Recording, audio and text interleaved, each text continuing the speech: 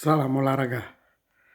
Bertemu lagi dengan saya Beli Vanmo yang akan membahas pertandingan di Piala Dunia. Nanti malam, dini hari tepatnya pukul 3, ini akan jadi akhir dari kegiatan Piala Dunia yang sudah 1 bulan full dan masuk ke babak final yang sangat ideal karena mempertemukan juara Eropa Spanyol melawan juara Amerika Argentina.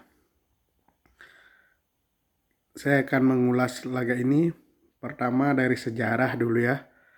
Kalau kita lihat sejarah, itu Piala Dunia di Amerika itu 90% dimenangkan oleh tim yang berasal dari negara Amerika. Uruguay, Argentina salah satunya, Brazil ya. Dan baru terpecah satu kali itu di tahun 2014. Jerman menjadi juara dunia di Brazil pada saat itu. Kalau yang dulu-dulu tidak ada.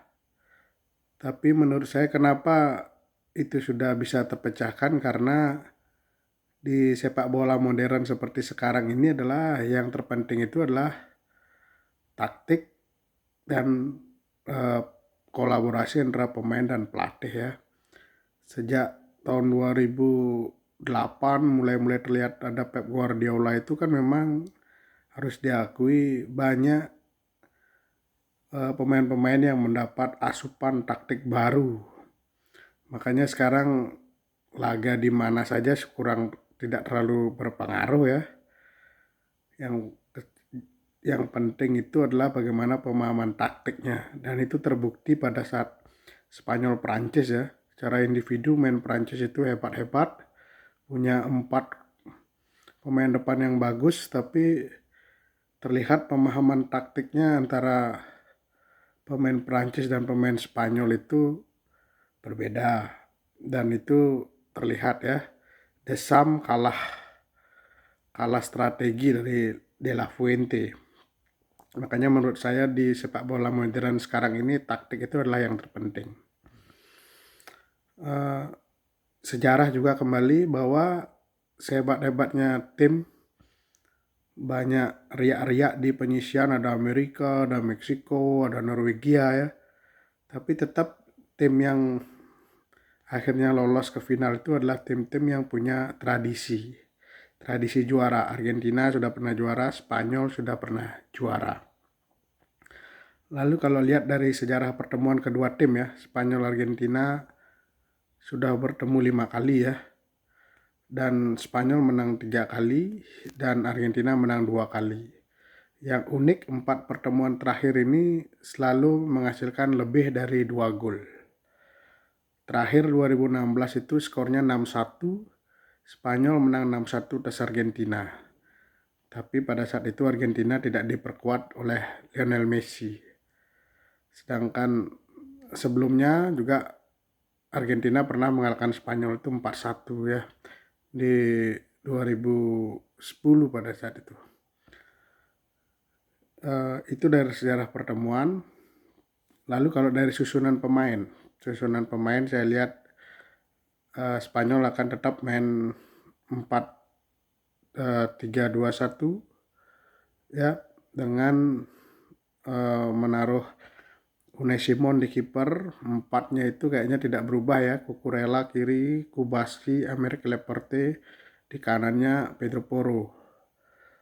Lalu di tengahnya itu 2-nya itu saya lihat Rodri dan Brian Ruiz ya. Lalu 1-nya itu Dani Olmo. Di kanan tetap Yamal, di kiri menurut saya Alex Baena akan main, depannya Oyarzabal.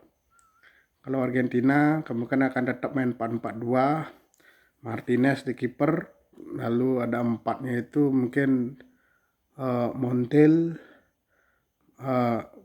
Lisandro Martinez ya, Romero, dan mungkin di bek kirinya itu Tagliafico.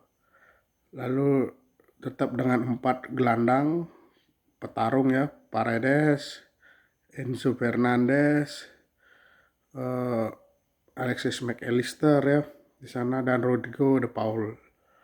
Di depan mungkin itu Messi dan Julian Alvarez.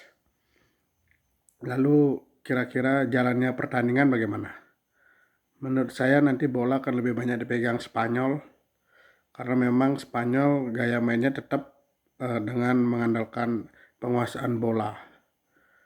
Cuman yang Argentina ini kan bagusnya di transisi, bagaimana 4 gelandang ini, Paredes, McAllister, Rodrigo De Paul itu berusaha merebut bola dan berikan pada Messi. Nanti Messi akan mengolahnya entah lewat assist, lewat aksi solo run, atau dengan tembakan dari luar kotak penalti. Cuman saya mau lihat ya, Spanyol pada saat melawan Prancis, 4 pemain Prancis yang dominan itu Mbappe, Dembele, Olise ya, Bakorla, dan juga Desire Dou dibuat tidak berkutik ya, dengan taktikal yang bagus dari Luis de la Fuente. Sedangkan Argentina ini kan lebih condong mengandalkan Messi aja ya. Kalau masih permainan Argentina seperti sebelum-sebelumnya hanya mengandalkan kreativitas Messi, saya lihat ini akan mudah ditutup oleh pemain Spanyol. Karena sehebat-hebatnya Messi dengan usia 38 tahun, 39 malah ya, itu akan sulit juga kalau hanya terus menjadi andalan ya melawan Spanyol yang pada laga sebelumnya 4 pemain Prancis yang dominan itu berhasil diredam. Lalu kalau kita lihat mana poinnya Argentina ini bisa menang adalah Argentina itu kan kalau saya lihat ya, lakinya besar ini Argentina. Dari hampir tersingkir lawan laga ketat ya dengan Kak Vardy, lalu hampir tersingkir lawan Mesir, lawan Inggris juga hampir kalah. Saya lihat Argentina lakinya besar. Tapi apakah keberuntungan itu akan terus-menerus ada di pihak Argentina, juga sulit ya. Karena sepak bola itu tidak bisa hanya mengandalkan keberuntungan, perlu ada proses dari cara bermain itu. Kalau kita lihat ya, Argentina kalau secara kebobolan kan sudah lumayan banyak ya. Sedangkan Spanyol itu baru 1 kali kebobolan di Piala Dunia ini. Kalau kita lihat sejarah rekor pertemuan melawan tim-tim sebelumnya itu, Argentina sudah 15 kali tidak terkalahkan di waktu normal. Terakhir Argentina kalah itu di 2025 oleh Ekuador 1-0. Sedangkan Spanyol itu sudah lebih wow lagi ya. 35 pertandingan Spanyol itu tidak pernah kalah di waktu normal. Dia kalah di Nation League lawan Portugal di 2025 itu kan lewat adu penalti. Jadi dia di waktu normal dia tidak kalah. Terakhir Spanyol kalah di waktu normal itulah di tahun 2024 lawan Kolombia 1-0. Makanya Spanyol sudah 35 kali tidak terkalahkan di waktu normal. Argentina pun seperti itu, 15 kali tidak pernah terkalahkan di waktu normal. Makanya ini tim ini, yang 2 tim yang bertemu ini memang 2 tim yang sama-sama kuat ya. Lalu kalau kita lihat dari kemungkinan hal yang akan terjadi di pertandingan nanti adalah, kalau saya lihat Argentina pasti akan tetap mengandalkan Messi ya, entah lewat solorannya, lewat asis-asisnya, dan lewat bola-bola mati. Dan itu sudah terbukti pada saat lawan Inggris ya, lewat sepak pojok, asis dari Messi, McAllister cetak gol. Kalau Spanyol saya lihat ya, ini harus hati-hati Argentina dengan pergantian pemain Spanyol. Sudah beberapa kali Luis de la Fuente itu melakukan pergantian yang jitu ya, terutama dengan 2 kali masuknya Merino, 2 kali dia menjadi penentu kemenangan. Ini Argentina harus hati-hati dengan pemain dari bangku cadangan Spanyol. Kalau Spanyol harus waspadanya itu adalah waspada sama tendangan-tendangan geledek para pemain Argentina ya.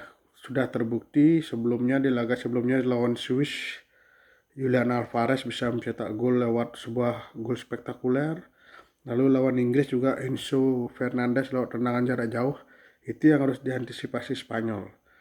Kalau itu bisa diantisipasi oleh Spanyol, mempersempit ruang gerak pemain Argentina agar sulit melakukan shooting, mematikan kreativitas Messi, saya lihat laga ini bisa jadi adalah akan menjadi juara kedua kalinya buat Spanyol. Tapi jika itu gagal diantisipasi, kemungkinan Argentina back to back juara itu juga besar. Ya, cuman kalau ini menurut saya, bukan karena saya pakai baju Spanyol ya, tapi kalau kita bicara dari segi permainan, terutama Spanyol pada saat lawan Prancis, 4 pemain Prancis pun berhasil dimatikan.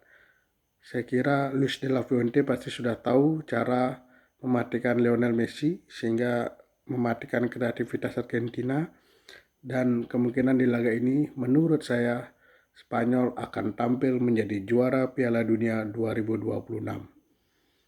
Ya, namanya prediksi, bisa benar bisa salah. Jangan lupa subscribe Beli Fanmo. Salam olahraga.